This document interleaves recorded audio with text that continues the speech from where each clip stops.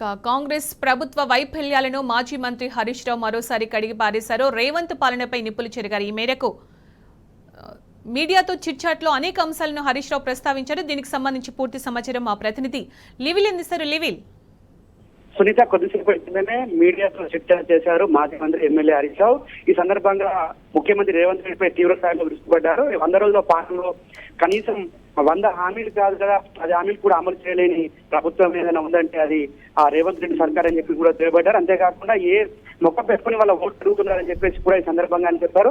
మాకు 100 రోజుల పాలన చూసి నన్ను చూసి ఓటేయాలని చెప్పి నిన్న రేవంత్ రెడ్డి ఏదైతే సప్లై చేశారో దానికి వాళ్ళ ఆయన కౌంటర్ చేశారు. ఏదైతే 100 రోజుల పాలనలో ఏం మొదలు పెట్టారని చెప్పేసి వాళ్ళ మీకు ఓటేయాలి, ఇవాళ ఇస్తానన్న 6 గ్యారంటీలో 13 హామీలు ఉన్నాయి, హామీలను నెరవేర్చాలని మీకు ఓటేయాలా, లేదంటే ఏదైతే ఆ రైతు రుణమాఫీ డిసెంబర్ 9 నాడు రుణమాఫీ రైతు 2 లక్షల రుణమాఫీ చేస్తానని చెప్పి మోసం చేసి ఓటేయాలా అని చెప్పేసి కూడా నిలదీశారు. అంతేకాకుండా ఇవాళ ఏదైతే రైతు బంధు కావచ్చు, రైతు రుణమాఫీ కావచ్చు, ఇవన్నిటి కూడా రైతులు ఆలోచించాలి ఒకసారి కాంగ్రెస్ పార్టీకి ఎందుకు ఓటేయాలి అని చెప్పేసి కూడా ఈ సందర్భంగా చేశారు. అంతేకాకుండా గృహలక్ష్మి ఏదైతే గృహలక్ష్మిని మహిళలను వారి మహాలక్ష్మి చేస్తామని చెప్పారు. ఇవాళ మహాలక్ష్మి ఎక్కడ పోయిందని చెప్పేసి కూడా ఈ సందర్భంగా చెప్పారు. 500కే సిలిండర్ అన్నారు కానీ దానికి అధిగతి లేదు.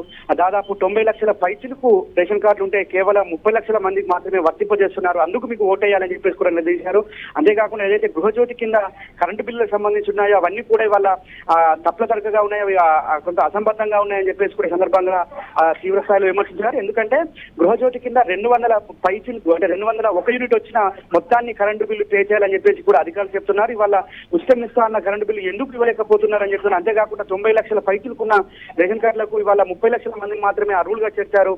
ఏ విధంగా వీరు మీకు ఓటేయాలి, ఎందుకు మీకు ఓటేయాలి మహిళలు ఆలోచించుకోవాల్సిన అవసరం ఉందని చెప్పారు. అంతేకాకుండా ఏదైతే ఇవాళ ఒక పెన్షన్ సంబంధించి కావచ్చు, కాంగ్రెస్ ప్రభుత్వం వస్తే మీకు 4000 వస్తే అక్క చెల్లె అని చెప్పేసి ఆనాడు అనేక ప్రసంగాలు చేశారు. ఇవాళ ఎందుకు ఎక్కడ పోయాయి 4000, కనీసం 2000 పెన్షన్ కూడా ఒక నెల ఎక్కొచ్చినందుకు మీకు ఓటేయాలా. ఈ 100 రోజుల పాలనలో ఎన్నో పాలన సంబంధించి కూడా అనేక అంశాలను లేవనెత్తారు. అంతేకాకుండా ఏదైతే ఇవాళ ఆ పెన్షన్లకు సంబంధించి 2000 ఇస్తామన్నారు, 2000 కాదు కదా, కనీసం ఆ జనవరి నెలలో జనవరి నెలకు సంబంధించిన పెన్షన్ ఇప్పటి వరకు వెళ్ళలేదు, ఒక నెల ఎగ్గొట్టారు, అందుకు మీకు ఓటేయాలా.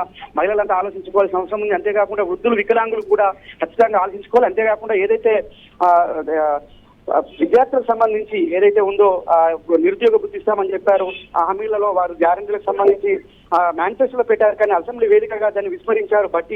డిప్యూటీ సీఎం భట్టి విక్రమార్క సైతం ఇవాళ హామీని మేము ఇవ్వలేదని చెప్పేసి ప్రజలపై నెపం నోపారు. ఇది అందుకు మీకు ఓటేయాలి, నిరుద్యోగులు ఎందుకు ఓటేయాలని చెప్పేసి కూడా తీశారు. అంతేకాకుండా ఇవాళ తెలంగాణ సమాజం ఖచ్చితంగా ఆలోచించి ఓటేయాల్సిన పరిస్థితి ఉంది. ఖచ్చితంగా 100 రోజుల పాలనలో అనేక తప్పుదొరకలు ఉన్నాయి. 6 గ్యారంటీల్లో 13 హామీలు ఇచ్చారు, కనీసం ఇప్పటి వరకు కూడా ఒకటి కూడా పూర్తి స్థాయిలో అమలు చేయలేదు, అందుకు మీకు ఓటేయాలని చెప్పేసి కూడా ఈ సందర్భంగా నిలదీశారు. అంతేకాకుండా ఏదైతే ఇటు ఆటో అన్నలకు ఇవాళ 12,000 రూపాయల నెలకు ఇస్తామని చెప్పారు. ఇవాళ ఆటో అన్నలు ఆత్మహత్యలు పెరుగుతున్నాయి రోజు రోజుకు, అందుకు మీకు ఓటేయాలి. ఆటో అన్నలు కూడా ఒకసారి ఆలోచించుకోవాల్సిన అవసరం ఉందని చెప్పేసి కూడా ఈ సందర్భంగా కాంగ్రెస్ ప్రభుత్వాన్ని రేవంత్ రెడ్డిని అడిగారు. అంతేకాకుండా ఇవాళ రేవంత్ రెడ్డి సంబంధించి ఇటు ఏదైతే మోడీని కలిసినారో అది ఒక కీలక వ్యాఖ్యలు చేశారు హరీష్ రావు. ఎందుకంటే అటు ఆదానికి సంబంధించి ఆదాని అన్నదమ్ములు మోడీ అని చెప్పేసి కూడా ఒకవైపు రాహుల్ గాంధీ చెప్తుంటే మరోవైపు ఆదాని మాత్రం దోస్తి అని చెప్పేసి వాళ్ళ పెట్టుబడులు పెట్టించుకున్నారు. అంతేకాకుండా ఇవాళ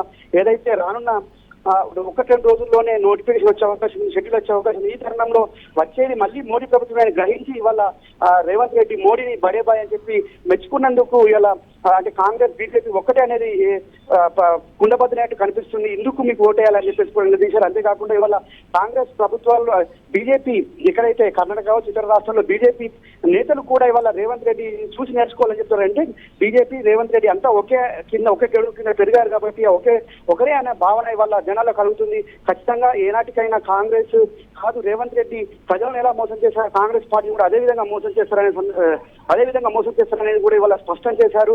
ఖచ్చితంగా రానున్న రోజుల్లో మోడీ కిందికి వెళ్తారు. మోడీ మెప్పు పొందేందుకు ఇవాళ రాహుల్ గాంధీ ప్రధాని కాదని గ్రహించి ఇవాళ మోడీని బడేబాయ్ అని చెప్పేసి ఇవాళ చూసిన దానికి ఓటేయాలని చెప్పేసి సందర్భంగా చెప్పారు. మొత్తం చూసుకున్నట్టయితే ఓవరాల్ గా ఏదైతే రేవంత్ రెడ్డి నిన్న చిట్చాట్ చేశారో 100 రోజుల హామీలు పక్కన పెట్టేందుకు డైవర్షన్ చేసేందుకు ఇవాళ కాంగ్రెస్ పార్టీ కావచ్చు రేవంత్ పాలన కొనసాగుతుంది, అందుకు ఓటేయాలని చెప్పేసి కూడా ఇవాళ చెప్పారు. ప్రజలంతా కూడా తెలంగాణ ప్రజలంతా ఆలోచించాలి, రానున్న ఎన్నికల్లో ఆలోచించి ఓటేయాలి, తెలంగాణ ప్రజలకు ఎవరుంటే మేలు చెప్తుందని చెప్పేసి ఆలోచించాలి. ఇవాళ కాంగ్రెస్ వస్తే కరువు వస్తుందని నాడు ఏదైతే ఉందో అది ఇలా ముమ్మాటికి నిజమైంది. వాళ్ళ ట్యాంకుల ద్వారా నీళ్లు తీసుకొస్తున్నారు, పంట పొలాలను కాపాడుకునే ప్రయత్నం చేస్తున్నారు.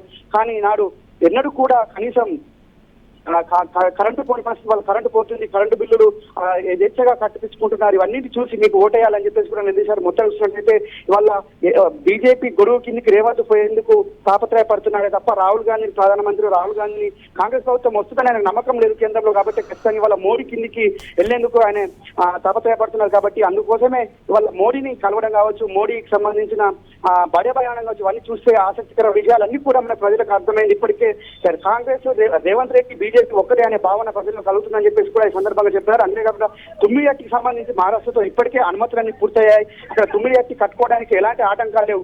ఎందుకు అవగాహన లేకుండా ఇవాళ తుమ్మిడిహట్టి పైన అవగాహన లేని మాటలు మాట్లాడుతున్న రేవంత్ రెడ్డి సందర్భంగా చెప్పారు. మొత్తం చిట్చాట్ లో ఓవరాల్ గా కాంగ్రెస్ కు సంబంధించిన రేవంత్ రెడ్డి కాంగ్రెస్ పార్టీని బొందబెట్టేందుకు, కాంగ్రెస్ పార్టీని మోసం చేసేందుకే రేవంత్ రెడ్డి కంకణం కట్టుకున్నారు. అందులో భాగమే మోడీని బడే ప్రయాణం కావచ్చు, రాహుల్ గాంధీ ప్రధానమంత్రి కాడనే ఒక నమ్మకాన్ని ఆయన గట్టిగా నమ్ముతున్నాడు. కాబట్టి ఇవాళ మోడీ దగ్గర చేరాడు. మోడీ ఇటు రేవంత్ రెడ్డి ఇద్దరు ఒకే గొడుగు కిందికి పోతున్నారు. కాబట్టి ఖచ్చితంగా రానున్న రోజుల్లో కలిసి వార్త పెడతారనే యాంగిల్లో ఇవాళ ఏదైతే హరీష్ రావు చిట్చాట్లో పలు కీలక అంశాలను అయితే చర్చించారు సునీత. రైట్ లివిల్, థ్యాంక్స్ ఫర్ అప్డేట్స్.